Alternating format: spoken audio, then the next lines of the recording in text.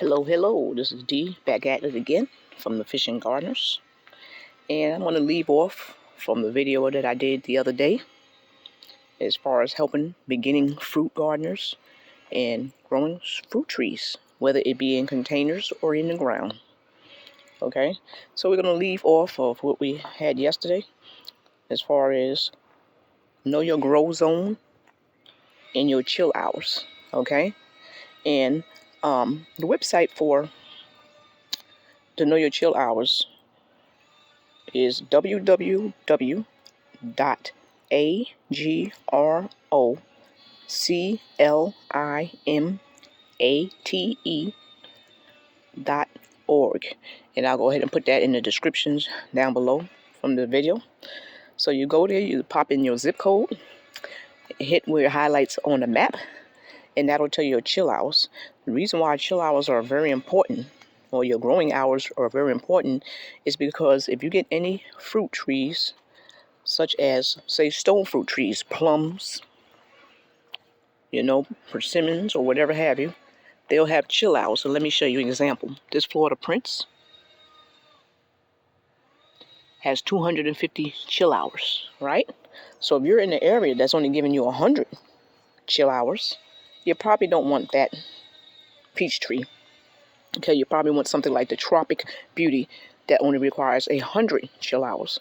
Okay, so I want to make sure that you actually get the right fruits for your area, not make the mistakes that I made buying a Bruce plum because I got it from Walmart down the block and it needed 500 chill hours. The tree grew, but I was never going to get fruits, so that was up and out of here. So I wanted to make sure I got you that. Also, take videos of your fruit trees. The main reason why you want to take a video is sometimes you may not remember the name, right? And you always want to make sure you put name tags on them.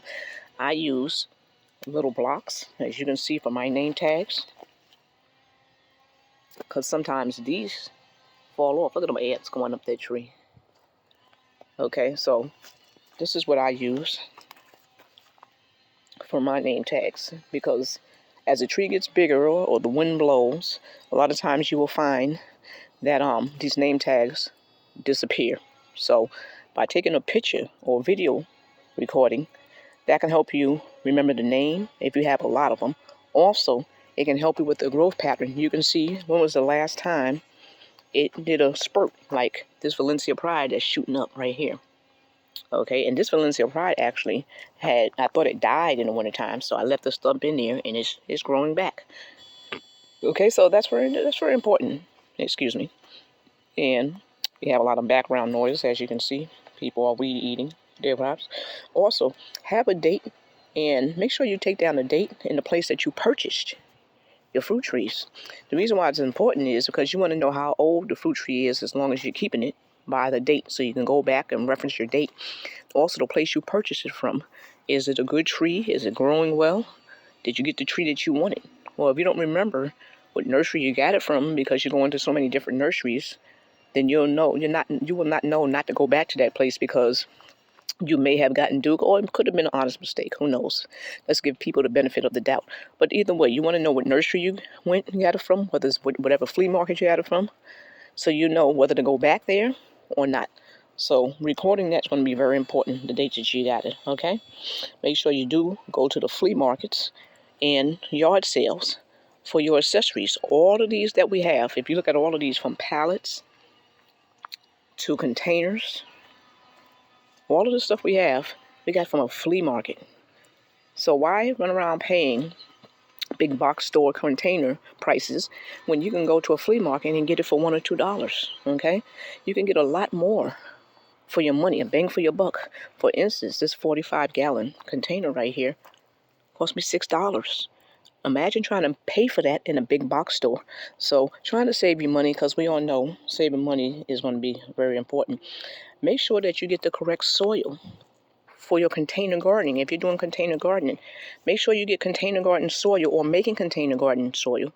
And the reason why you want to do this is it needs very good drainage. So make sure you got those holes big enough for that drainage so that your fruit trees get that proper drainage for their growing, okay? If you have a place like me where I have a lot of ants sometimes in certain areas, I put my hose on the side instead of the bottom.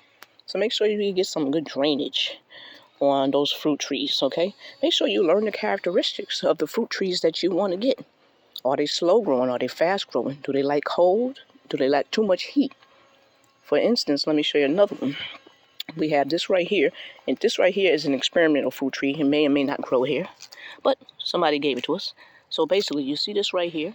It says full sun. So I want you to take into account, we are in Florida, where we get full sun all the time.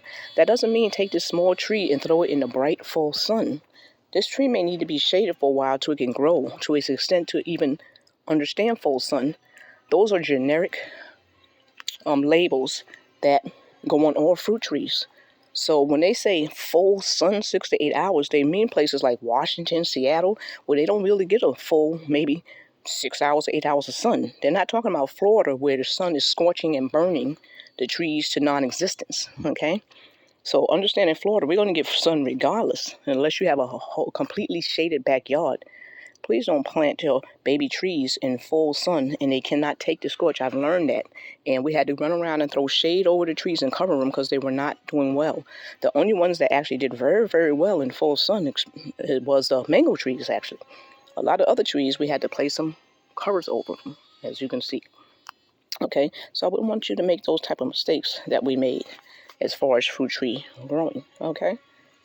So make sure you also, get that name. Make sure you put that name on that fruit tree, because if you wind up getting all into these fruit trees and you buying 5 different guavas, but you never put the name down, never recorded it or anything, you won't know until it's time to eat the fruit, and that's a long wait. So, you want to know exactly what fruit tree that you actually have, okay? If you enjoy our video content, please like, subscribe, and turn on that notification bell so that you will know each and every time we drop and upload a video, okay? So I'm just trying to bring this content to you to help beginning gardeners not make the same mistakes that we made when it comes to growing fruit trees. We got a little bit excited and start running around buying every tropical tree that we could without any thought of, can that tropical tree actually grow where I'm at, okay? So chill hours are very important. Cold tolerance is very important. And time is very important. Make sure that you factor in your time. If you have a job, if you have children, you have other obligations, factor that in, okay? Because if you get a lot of trees that can't take cold and you got to run around and find blankets to protect them and lights to protect them, and you got to go through all this, did you have the time to do that? Okay, if not, grow some stone fruits. Grow fruits that you don't need no protection. You can put it out there, and wintertime it goes dormant and you don't even have to worry about it. So make sure you get trees that you have time. Don't get too carried away with buying so many. Start slow. We started, we ran out the gate and just took off, okay? And that mistake I'm trying to stop people from making. We brought fruit trees that I wouldn't have even brought had I not known about chill hours, had I not known that this was not a vigorous fruit tree, had I not known that it may give you 2 fruits and you're sitting there for years. So also, you probably want to invest in some grafted or air layer trees, unless you have trees that grow very vigorously from seed. Again, we're looking at time. Do you have 12 or 15 years to wait for a tree to grow from seed? Some trees grow very fast from seed, some don't. That right here, you'll have to do your research on, okay? So I'm just bringing you this little info to help beginning fruit gardeners not make the same mistakes that we've made. Have a blessed day. Goodbye.